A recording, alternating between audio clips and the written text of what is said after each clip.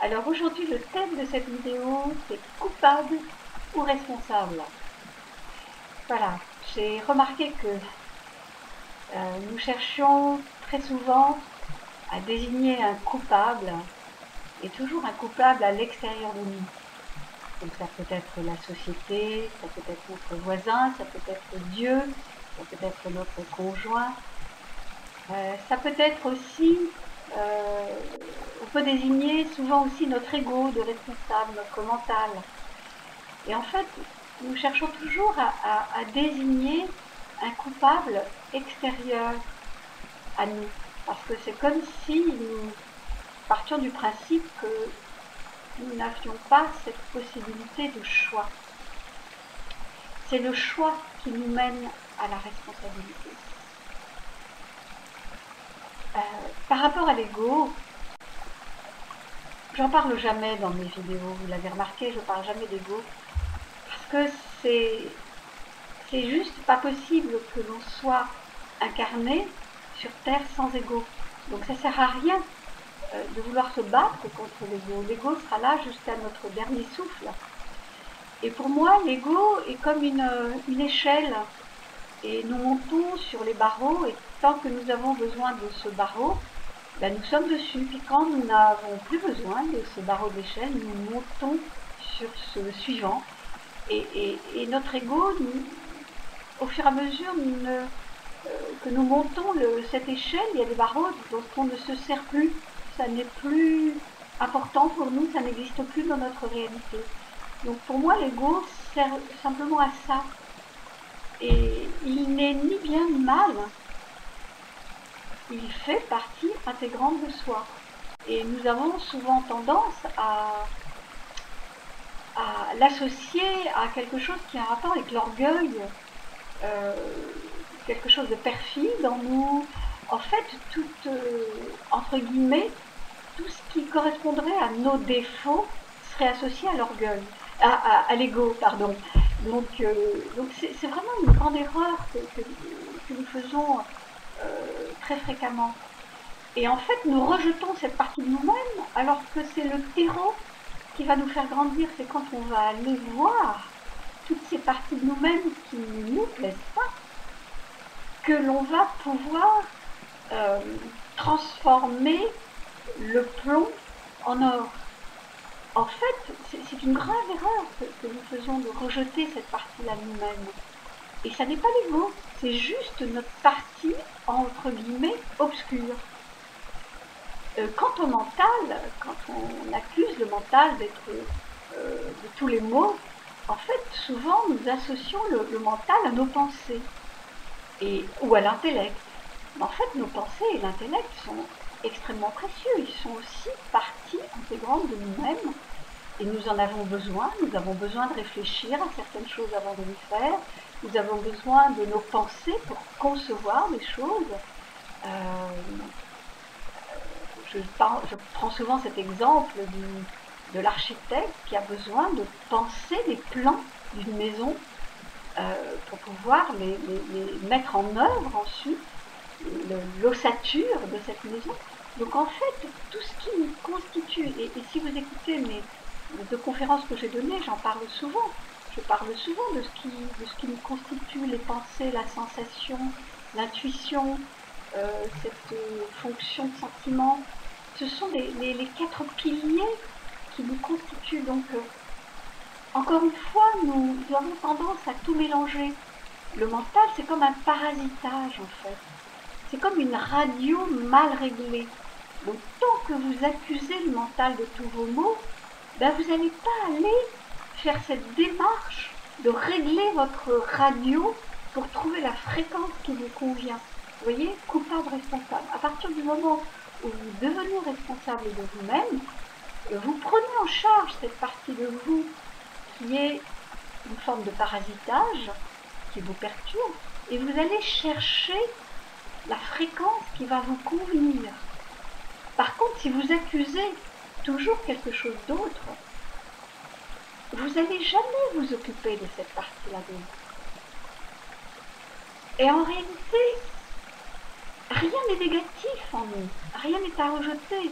Vous voyez, ce parasitage vient nous indiquer que peut-être nous ne sommes pas dans une autre axe, peut-être nous ne sommes pas alignés. Donc en fait, c'est de l'information qui nous parvient.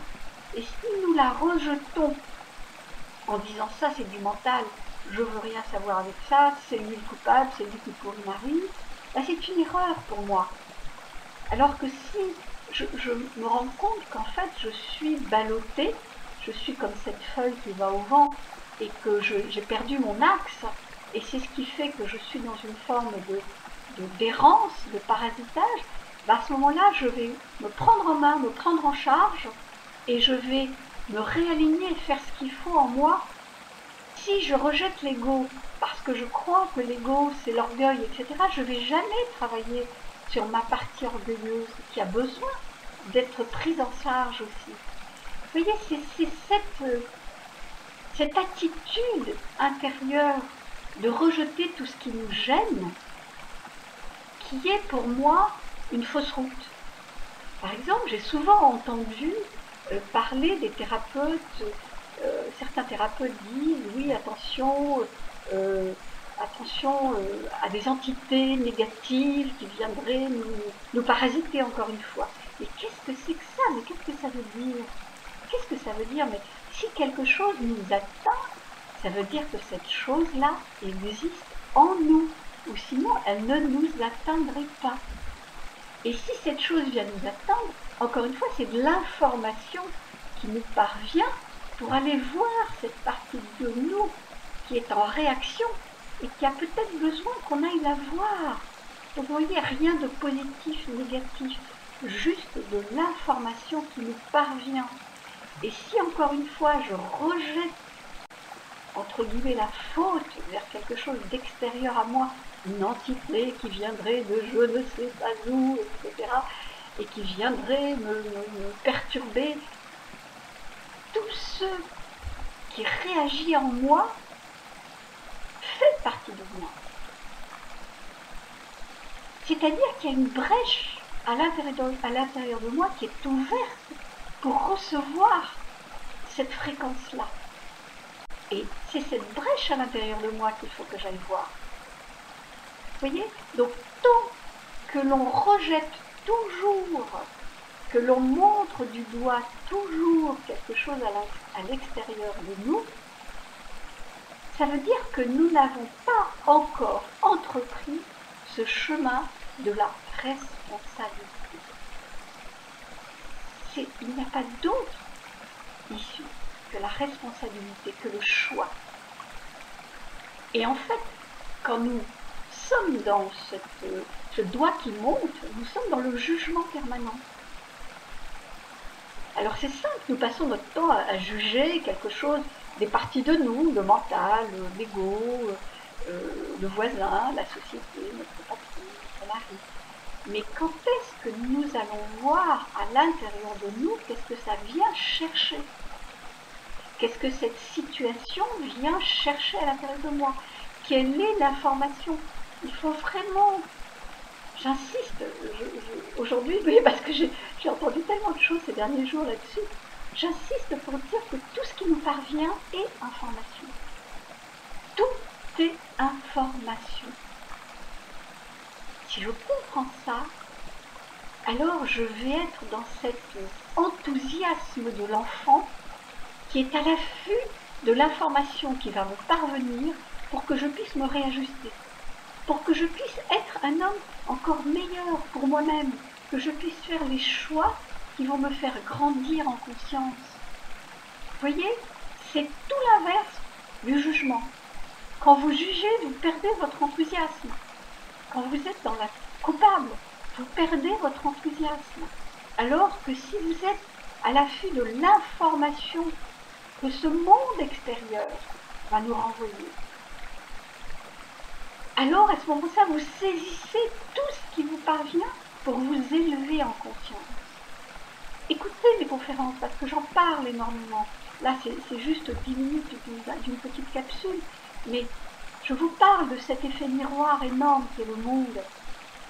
Et cessons de renvoyer toujours à l'extérieur de nous ce qui nous parvient comme une information extrêmement importante pour grandir en conscience.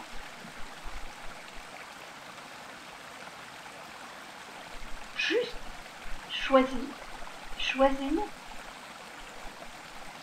de devenir responsable de sa vie, comprendre que tout est énergie, tout est information, que rien n'est négatif, rien n'est négatif ni positif, tout est juste de l'information. Alors, à moi de l'accueillir, et qu'est-ce que j'en fais? Est-ce que je rejette en permanence tout ce qui me dérange? Ou est-ce que je vais aller voir enfin cette partie de moi qui ne cherche qu'à être mise en lumière? Voilà, je vous laisse méditer là-dessus. Très bonne journée.